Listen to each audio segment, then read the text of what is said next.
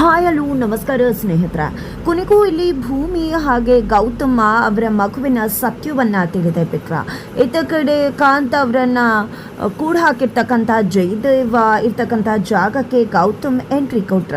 ಏನಾಯಿತು ಏನು ಕತೆ ಎಲ್ಲವನ್ನು ಕೂಡ ತಿಳ್ಕೋಬೇಕು ಅಂದರೆ ಈಗಲೇ ನಮ್ಮ ಈ ಚಾನಲ್ನ ಸಬ್ಸ್ಕ್ರೈಬ್ ಮಾಡಿ ಹಾಗೆ ಒಂದು ವಿಡಿಯೋವನ್ನು ಪೂರ್ತಿಯಾಗಿ ನೋಡೋದನ್ನು ಯಾವುದೇ ಕಾರಣಕ್ಕೂ ಕೂಡ ಮರಿಬೇಡಿ. ಇಲ್ಲಿ ಗೌತಮ್ ಅವರನ್ನ ಕಾಂಟ್ಯಾಕ್ಟ್ ಮಾಡಬೇಕು ಅಂತ ಅಖಿಲಾಂಡೇಶ್ವರಿ ಅವರು ಟ್ರೈ ಮಾಡ್ತಾರೆ. ಬಟ್ ಆ ಗೌತಮ್ ಕಾಂಟ್ಯಾಕ್ಟ್ಗೆ ಸಿಗುವುದಿಲ್ಲ. ಆಗ ಅವರ ಸಂಬಂಧಿಕರಾಗಿರ್ತಕ್ಕಂತಹ ಕಾಂತ ಅಂಕಲ್ ಹತ್ರನೇ ಅವರ ಮಗು ವಿಷಯದ ಡೀಟೇಲ್ಸನ್ನು ಕೊಡ್ತಾರೆ ಅಖಿಲಾಂಡೇಶ್ವರಿ.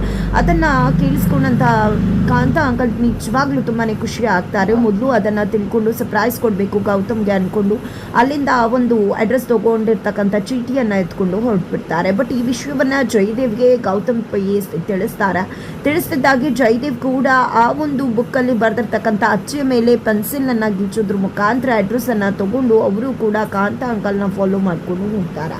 ಈ ಕಡೆ ಜಯದೇವ್ಗಿಂತ ಮೊದಲಲ್ಲಿ ಅವರು ಹೋಗಿದ್ದೆ ಆ ಒಂದು ಅಡ್ರೆಸ್ ಎಲ್ಲವನ್ನ ಕೂಡ ಡೀಟೇಲ್ಸ್ನ ಕೊಟ್ಟು ಆ ಅನಾಥಾಶ್ರಮದಿಂದ ಗೌತಮ್ ಕಳ್ಕೊಂಡಿರ್ತಕ್ಕಂಥ ಮಗುವನ್ನು ಹುಡುಕ್ಲಿಕ್ಕೆ ಮುಂದಾಗ್ತಾರೆ. ಕೊನೆಗೂ ಅಖಿಲಾಂಡೇಶ್ವರಿ ಅವರು ಕೊಟ್ಟಂತಹ ಡೀಟೇಲ್ಸನ್ನು ಕೊಟ್ಟಾಗ ಅವರು ಅವರ ಮಗುವಿನ ವಿಷಯವನ್ನು ತಿಳಿಸೋದಕ್ಕೆ ಪ್ರಯತ್ನ ಪಡ್ತಾರೆ. ನಂತರ ಮತ್ತೊಂದು ಬ್ರಾಂಚ್ಗೆ ಹೋಗಲಿಕ್ಕೆ ಹೇಳ್ತಾರೆ. ಆ ಒಂದು ಬ್ರಾಂಚ್ನಲ್ಲಿ ಫುಲ್ ಡೀಟೇಲ್ಸ್ ಸಿಗುತ್ತೆ ಕಾಂತ ಅಂಕಲ್ಗೆ. ಅದರಿಂದಾಗಿ ಗೊತ್ತಾಗತ್ತೆ ಗೌತಮ್ ಮಗಳು ಬೇರೆ ಯಾರೂ ಅಲ್ಲ, ಅದೇ ಮನೆಯಲ್ಲಿ ಗೌತಮ್ಗೆ ಸಿಕ್ಕಿರ್ತಕ್ಕಂಥ ಮಿಂಚು ಅಂತ. ಅಂದು ಮಿಂಚುವನ್ನು ಯಾರು ದತ್ತು ತಗೊಂಡಿದ್ರೋ ಅವರೇ ಗೌತಮ್ ಮಗುವನ್ನು ದತ್ತು ತಗೊಂಡಿದ್ದು. ಜೊತೆಗೆ ಗೌತಮ್ ಮಗುಗೆ ಒಂದು ಮಚ್ಚೆ ಇತ್ತು, ಮಿಂಚುಗೂ ಕೂಡ ಅದೇ ಮಚ್ಚೆ ಇದೆ. ಇದೇ ಒಂದು ಅನಾಥಾಶ್ರಮಕ್ಕೆ ಬಂದು ಗೌತಮ್ ಮಗುವನ್ನ ಯಾವುದೋ ಒಬ್ಬ ವ್ಯಕ್ತಿ ಕಾಡಿಂದ ಬಂದು ಸೇರಿಸಿದ್ದು, ಅದೇ ಮಗುನ ಮಿಂಚುವನ್ನು ಸಾಕಿದ್ದಂಥವರು ಕರ್ಕೊಂಡು ಹೋಗಿದ್ದು. ಇದರಿಂದ ಕ್ಲೀನ್ ಆ್ಯಂಡ್ ಕ್ಲಿಯರ್ ಆಗಿ ಗೊತ್ತಾಗತ್ತೆ ಗೌತಮ್ ಮಗು ಬೇರೆ ಯಾವುದೂ ಅಲ್ಲ, ಅದು ಆ ಮನೆಯಲ್ಲಿ ಇರ್ತಕ್ಕಂಥ ಮಿಂಚು ಮಗುನೇ ಅನ್ನೋದು. ಈ ಒಂದು ವಿಷಯವನ್ನು ತಿಳಿದಂಥ ಕಾಂತ ಅಂಕಲ್ ಫುಲ್ ಖುಷಿ ಆಗಿಬಿಡ್ತಾರೆ. ನಮ್ಮ ಮಿಂಚುನೇ ನಮ್ಮ ಗೌತಮ್ ಮಗುನ ಇಷ್ಟು ದಿನ ನಮ್ಮ ಜೊತೆಯಲ್ಲೇ ಇದು ನಮ್ಮ ಮಗಳು ಅಂತ ಗೊತ್ತಾಗಿಲ್ವಲ್ಲ ಅಂತ ಹೇಳಿ ತುಂಬಾ ಖುಷಿ ಪಡ್ತಾರೆ. ಈ ಒಂದು ಸರ್ಪ್ರೈಸನ್ನು ಮೊದಲು ಭೂಮಿ ಮತ್ತು ಗೌತಮ್ಗೆ ಹೇಳಬೇಕು ಅಂದ್ಕೊಂಡು ಹೊರಡ್ತಾರೆ. ಬಟ್ ಹಿಂದೆನೇ ಜಯದೇವ್ ಬೇತಾಡ ಥರ ಬಿದ್ದಿರ್ತಾರೆ. ಈ ಕಡೆ ನಾನು ನಿಮ್ಮನ್ನು ಡ್ರಾಪ್ ಮಾಡ್ತೀನಿ ಬನ್ನಿ ಮಾಮ ಅಂತ ಅಂದ್ಕೊಂಡು ಕರ್ಕೊಂಡು ಹೋಗ್ತಾ ಒಂದು ದಾರಿ ಮಧ್ಯದಲ್ಲಿ ಗಾಡಿ ನಿಲ್ಲಿಸಿ ಗೌತಮ್ಗೆ ಒಂದು ಮಗು ಇತ್ತಲ್ವ, ಕಳೆದು ಹೋಗಿತ್ತಲ್ವ, ಮಗು ಡೀಟೇಲ್ಸ್ ನನಗೆ ಸಿಕ್ಕಿದೆ ಅಂತ ಗೊತ್ತು, ಹೇಳುವ ಮಗು ಯಾವುದು ಅಂತ ಹೇಳಿ ಕೇಳ್ತಿದ್ದಾರೆ. ಆದರೆ ಕಾಂತ ಅಂಕಲ್ ಮಾತ್ರ ಯಾವುದೇ ಕಾರಣಕ್ಕೂ ಆ ಮಗು ಡೀಟೇಲ್ಸನ್ನು ಜಯದೇವ್ಗೆ ಕೊಡೋದಕ್ಕೆ ಒಪ್ಕೊಳ್ಳೋದಿಲ್ಲ. ಯಾಕಂದರೆ ಅವ್ರು ತುಂಬ ಚೆನ್ನಾಗಿ ಗೊತ್ತದ ಜಯದೇವ್ ಎಂಥ ಕ್ರೂರಿ ಅಂತಕ್ಕಂಥದ್ದು. ಅದೇ ಕಾರಣಕ್ಕೋಸ್ಕರನೇ ಇಲ್ಲಿ ಕಾಂತ್ ಅವರು ಇಲ್ಲ ನಾನು ನಿನಗೆ ಕೊಡೋದಿಲ್ಲ ಅಂತ ಹೇಳ್ತಿದ್ದಾರೆ. ನಿನ್ನ ಮಾಮ ಕೊಡಲೇಬೇಕು ಅಂತ ಜಯದೇವ ಹಠಕ್ಕೆ ಬಿದ್ದಾಗ ಇಲ್ಲಿ ಕಾಂತ್ ಅವರು ಅವರಿಂದ ತಪ್ಪಿಸ್ಕೊಂಡು ಓಡ್ದಂಥ ಕಾಂತ್ ಅವರನ್ನು ಜಯದೇವ್ ಸುಮ್ಮನೆ ಬಿಡ್ತಾನ ಖಂಡಿತ ಇಲ್ಲ. ಅವರನ್ನು ಚೇಸ್ ಮಾಡಿ ಕೊನೆಗೂ ಕೂಡ ಕಾಂತ ಅಂಕಲ್ನ ಇಟ್ಕೊಂಡು ಎಳ್ಕೊಂಡು ಹೋಗಿ ಒಂದು ಗೋಡನ್ನಲ್ಲಿ ಕಟ್ಟ ಹಾಕಿ ಕೂಡ ಹಾಕ್ತಾರೆ. ಅಲ್ಲೂ ಕೂಡ ಹೇಳು ಮಮ್ಮ ಅಂತ ಹೇಳ್ತಿದ್ದಾರೆ. ಬಟ್ ಕಾಂತ ಅಂಕಲ್ ಯಾವುದೇ ಕಾರಣಕ್ಕೂ ಕೂಡ ನಿನ್ನ ಜೊತೆ ಆ ವಿಷಯವನ್ನು ಹೇಳೋದಿಲ್ಲ ಅಂತಾನೆ ಹಠಕ್ಕೆ ಬಿದ್ದಿದ್ದಾರೆ. ಇತ್ತ ಕಡೆ ಗೌತಮ್ಗೆ ಸೆಕ್ರೆಟರಿ ಮುಖಾಂತರ ಅಖಿಲಾಂಡೇಶ್ವರಿ ಅವರು ಕರೆ ಮಾಡಿದ್ರು. ನಿಮ್ಮನ್ನು ಕಾಂಟ್ಯಾಕ್ಟ್ ಮಾಡೋಕ್ಕಾಗಲ್ಲ ಅಂತ ಕಾಂತವ್ರನ್ನ ಕಾಂಟ್ಯಾಕ್ಟ್ ಮಾಡಿ ಒಂದಷ್ಟು ಡೀಟೇಲ್ಸನ್ನು ಕೊಟ್ಟರು ಅಂತ ಹೇಳಿದ್ದಾರೆ. ಹಾಗಾಗಿ ಗೌತಮ್ ಕೂಡ ಕಾಂತ ಅವ್ರಿಗೆ ಕಾಲ್ಗೆ ಟ್ರೈ ಮಾಡ್ತಿದ್ದಾರೆ. ಬಟ್ ಕಾಂತ ಅವರು ಕಾಲನ್ನು ಪಿಕ್ ಮಾಡ್ತಿಲ್ಲ. ಅದರ ನಡುವೆ ಭೂಮಿ ಬಂದಿದೆ. ಯಾಕೆ ಗೌತಮ್ ಅವರೇ ಇಷ್ಟು ರೆಸ್ಲೆಸ್ ಆಗಿದ್ರೆ ಏನಾಯಿತು ಅಂತ ಕೇಳಿದಾಗ ಅಖಿಲಾಂಡೇಶ್ವರಿ ಅವರು ಕಾಲ್ ಮಾಡಿದ್ದಾರೆ. ನಾನು ಬ್ಯುಸಿ ಇದ್ದೀನಿ ಅಂತ ಕಾಂತ ಮಾಮನ ಜೊತೆ ಮಾತಾಡಿದ್ದಾರೆ. ಆದರೆ ಈಗ ಕಾಂತ ಮಾವ ಕಾಲ್ನೇ ರಿಸೀವ್ ಮಾಡ್ತಿಲ್ಲ. ಏನಿದು ರಿಸೀವ್ ಮಾಡಿ ಮಾತಾಡಬೇಕಲ್ವ ಅಂತ ಹೇಳಿದಾಗ ಅವ್ರು ಏನೋ ಬಿಸ್ನೆಸ್ ವಿಷಯನ ಹೇಳೋದಕ್ಕೆ ಫೋನ್ ಮಾಡಿರಬಹುದೇನೋ ಅಂತ ಹೇಳಿ ಭೂಮಿ ಹೇಳಿದಾಗ ಇಲ್ಲ ಬಿಸ್ನೆಸ್ ವಿಷಯ ಅವ್ರ ಹತ್ರ ಯಾಕೆ ಹೇಳ್ತಾರೆ ಅಖಿಲಾಂಡೇಶ್ವರಿ ಅವರು, ನಮ್ಮ ಮಗು ವಿಷಯನೇ ಇರಬಹುದಲ್ವಾ. ಯಾಕಂದರೆ ನಮ್ಮ ಮಗು ಬಗ್ಗೆ ಸುಳಿವು ಸಿಗತ್ತೆ, ಸಾಕಷ್ಟು ಇನ್ಫಾರ್ಮೇಷನ್ಸ್ ಗ್ಯಾದರ್ ಆಗಿದೆ ಅಂತ ಹೇಳ್ತಾ ಇದ್ರು. ಹಾಗಾಗಿ ನಮ್ಮ ಮಗು ವಿಷಯನೇ ಹೇಳಿದ್ದಾರೆ ಅಂತ ನನಗೆ ಅನ್ನಿಸ್ತದೆ. ಹಾಗಾಗಿ ಕಾಲ್ಗೆ ಟ್ರೈ ಮಾಡ್ತಿದ್ದೀನಿ, ಅವರು ರಿಸೀವ್ ಮಾಡ್ತಿಲ್ಲ ಅಂತ ಹೇಳಿ ಹೇಳ್ತಿದ್ದಾರೆ ಗೌತಮ್ ಅವರು. ಅತ್ತ ಕಡೆ ಆನಂದ್ಗೂ ಕೂಡ ಕಾಲ್ ಮಾಡಿ ಕೇಳ್ತಾರೆ ಇಲ್ಲಿ ಕಾಂತ ಮಾವನೇನನ್ನ ಕಾಂಟ್ಯಾಕ್ಟ್ ಮಾಡಿದ್ರ, ಮನೆಗೆ ಬಂದಿದ್ದಾರಾ ಅಂತ. ಹಾಗಾಗಿ ಆನಂದ್ ಕೂಡ ಮನೆಗೆ ಬಂದು ಕಾಂತ ಅಂಕಲ್ ಮನೆಗೆ ಬಂದ್ರ ಅಂದಾಗ ಅವರೇ ಹೆಂಡತಿ ಇಲ್ಲ ಅಂತ ಹೇಳ್ತಾರೆ. ಯಾಕೆ ಏನಾಯಿತು ಅಂದಾಗ ಗೌತಮ್ ನನಗೆ ಕರೆ ಮಾಡಿದ, ಕಾಂತ ಮಾವ ನಿಮ್ಮ ಮನೆಗೆ ಬಂದಿದ್ದಾರ, ನನ್ನ ಕಾಂಟ್ಯಾಕ್ಟ್ಗೆ ಸಿಗ್ತಿಲ್ಲ ಅಂತ, ಅದಕ್ಕೆ ನಾನು ನಿನಗೆ ಕೇಳ್ತಾ ಇದ್ದೀನಿ ಅಂದಾಗ ಇಲ್ಲ ಬಂದಿಲ್ಲ ಅಂತಾರೆ. ಎಲ್ಲಿ ಹೋದ್ರು ಇವರು ಅಂತ ಆನಂದ್ ಅವರು ಕೂಡ ತಲೆ ಕೆಡಿಸ್ಕೊಂಡಿದ್ದಾರೆ. ಆದರೆ ಇಲ್ಲಿ ಕಾಂತ್ ಅವರನ್ನು ಜಯದೇವ್ ಇಟ್ಕೊಂಡು ಎಳ್ಕೊಂಡು ಬಂದು ಕೂಡ ಹಾಕಿದ್ದಾರೆ.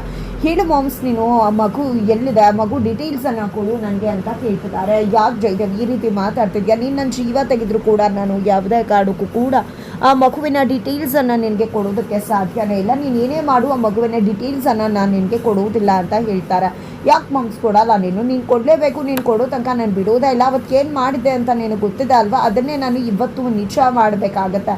ಸುಮ್ಮನೆ ಕೊಟ್ಟು ಬಿಡು, ನನ್ನನ್ನು ಕೆಣಕ್ ಬೇಡ, ನನಗಿರೋ ಕೋಪಕ್ಕೆ ನಾನು ಏನು ಮಾಡ್ತೀನಿ ಅಂತ ಗೊತ್ತಿಲ್ಲ ಅಂತ ಜಯದೇವ್ ಹೇಳ್ತಿದ್ದಾರೆ. ಸುಮ್ಮನೆ ಯಾಕೆ ಈ ರೀತಿ ಆಡ್ತಾ ಇದೆಯಾ, ಇಷ್ಟೆಲ್ಲ ಬೀದಿಗೆ ಬಿದ್ದು ಇಷ್ಟೆಲ್ಲ ಅನುಭವಿಸಿದ್ರು ಕೂಡ ನಿನಗೆ ಬುದ್ಧಿ ಬಂದಿಲ್ಲ ಬಾಬಾ, ಗೌತಮ್ ಹತ್ರ ಹೋಗೋಣ, ನಾನು ಮಾತಾಡ್ತೀನಿ, ಅವನ ಹತ್ರ ಕ್ಷಮೆ ಕೇಳು. ನಿಜವಾಗ್ಲೂ ಅವನು ಶ್ರೀರಾಮಚಂದ್ರ ಖಂಡಿತವಾಗ್ಲೂ ಅವನು ಕ್ಷಮಿಸ್ತಾನೆ, ಕ್ಷಮೆಯ ದರಿದ್ರಿ ಅವನು ಅಂತ ಹೇಳಿ ಕಾಂತ್ ಅವರು ಹೇಳ್ತಿದ್ದಾರೆ. ಯಾರಿಗೆ ಬೇಕು ಅವ್ನ ಕ್ಷಮೆ? ನಾನು ಬೇಕು ಅಂತ ಕೇಳಿದ್ನ, ಅವನನ್ನು ಇಡೀ ಜೀವನ ಪೂರ್ತಿ ಟಾರ್ಚರ್ ಮಾಡೋದೇ ನನ್ನ ಕೆಲಸ, ಅವನಿಗೆ ಇಡೀ ಜೀವನ ಪೂರ್ತಿ ಅನುಭವಿಸ್ಬೇಕು, ಅದೇ ನನ್ನ ಗುರಿ, ಅದೇ ನನ್ನ ಉದ್ದೇಶ. ನಾನು ಹುಟ್ಟಿರೋದೇ ಅವನಿಗೆ ಹಿಂಸೆ ಮಾಡಲಿಕ್ಕೆ, ಯಾವುದೇ ಕಾರಣಕ್ಕೂ ಕೂಡ ಅವನನ್ನು ನೆಮ್ಮದಿಯಾಗಿರೋದಕ್ಕೆ ನಾನಂತೂ ಬಿಡೋದಿಲ್ಲ ಅಂತ ಹೇಳಿ ಇಲ್ಲಿ ಜಯದೇವ್ ಕಾಂತ್ ಅವ್ರಿಗೆ ಹೇಳ್ತಾರೆ. ನಿನ್ಗೆ ಎಷ್ಟೇ ಮಾಡಿದ್ರು ಕೂಡ ಬುದ್ಧಿ ಬರೋದಿಲ್ಲ ಬಿಡು, ಅನುಭವಿಸು, ನೀನು ಅನುಭವಿಸ್ಲೇಬೇಕು. ಅವ್ನಿಗೇನಾದರೂ ನನ್ನ ಈ ರೀತಿ ಲಾಕ್ ಮಾಡಿದ್ಯಾ ಅಂತ ಗೊತ್ತಾದರೆ ಸುಮ್ಮನೆ ಬಿಡ್ತಾನೆ ಅಂದ್ಕೊಂಡಿದ್ಯಾ, ಖಂಡಿತ ನನ್ನ ಹುಡುಗಿಸ್ತಾನೆ ಅಂತ ಕಾಂತ್ ಅವ್ರು ಹೇಳ್ತಿದ್ದಾರೆ. ಅವ್ರಿಗೆ ಸಿಕ್ಕಿದ್ರೆ ತಾನೇ ನೀನು, ಸುಮ್ಮನೆ ಇಷ್ಟೊಂದೆಲ್ಲ ದಣಿ ಮಾಡಬೇಡ, ಸುಮ್ಮನೆ ಆ ಮಗು ಎಲ್ಲಿದೆ ಅಂತ ಹೇಳ್ಬಿಡು ಅಂತ ಕೇಳ್ತಿದ್ದಾರೆ. ಆದರೆ ಕಾಂತ್ ಅವ್ರು ಮಾತ್ರ ಬಿಲ್ಕುಲ್ ಹೇಳೋದಿಲ್ಲ ಅಂತ ಹೇಳ್ತಿದ್ದಾರೆ. ಬಟ್ ಅವರ ಜೇಬಲ್ಲಿ ಕಿಸೆಯಲ್ಲಿ ಆ ಮಗು ಫೋಟೋ ಇದೆ, ಮಿಂಚು ಫೋಟೋ, ಏನಾದರೂ ಇವನು ಕಿಸೆಗೆ ಕೈ ಹಾಕಿದ್ರೆ ಸಿಕ್ಬಿಡ್ಬೋದೇನೋ ಅನ್ಕೊಂಡಂತ ಅವರು ಆ ಒಂದು ಫೋಟೋವನ್ನು ಕೆಳಗಡೆ ಬೀಳಿಸಿ ಕಾಲ ಹತ್ರ ತಗೋತಾರೆ. ಯಾಕೆ ಮುಖ ಹೀಗಿದೆ, ಯಾಕೆ ಏನಾಯಿತು ಅಂತ ಜಯದೇವ್ ಕೇಳ್ತಿದ್ದಾರೆ. ಇನ್ನೂ ಹೇಗಿರುತ್ತೆ ನನ್ನ ಮುಖ, ನಿನ್ನ ನೋಡಿದ್ರೆ ಹೀಗೆ ಉರಿ ಅಂತ ಇರತ್ತ ಅಂತ ಹೇಳಿ ಕಾಂತ್ ಅವರು ಹೇಳ್ತಾರೆ. ನಂತರ ಸುಮ್ಮನೆ ಯೋಚನೆ ಮಾಡಿ ಹೇಳ್ಬಿಡು ವಿಶ್ವನ, ಸುಮ್ಮನೆ ಬಚ್ಚಿಟ್ಕೋಬೇಡ ಅಂತ ಹೇಳಿದ್ದೆ ಜಯದೇವ್ ಅಲ್ಲಿಂದ ಸ್ವಲ್ಪ ಹೊರಗಡೆ ಹೋಗ್ತಾರೆ. ಆ ಒಂದು ಸಮಯದಲ್ಲಿ ಇಲ್ಲಿ ಕಾಂತ್ ಅವರು ಆ ಒಂದು ಫೋಟೋ ಯಾವುದೇ ಕಾರಣಕ್ಕೂ ಇಲ್ಲಿ ಜಯದೇವ್ಗೆ ಸಿಕ್ಕಿದ್ರೆ ಖಂಡಿತ ಎಡವಟ್ಟಾಗ್ಬಿಡತ್ತೆ. ಇಲ್ಲ, ಈ ಒಂದು ಫೋಟೋವನ್ನು ನಾನು ಹೇಗಾದರೂ ಮಾಡಿ ಹರಿದಾಕ್ಬಿಡ್ಬೇಕು ಅಂದ್ಕೊಂಡಿದ್ದೆ.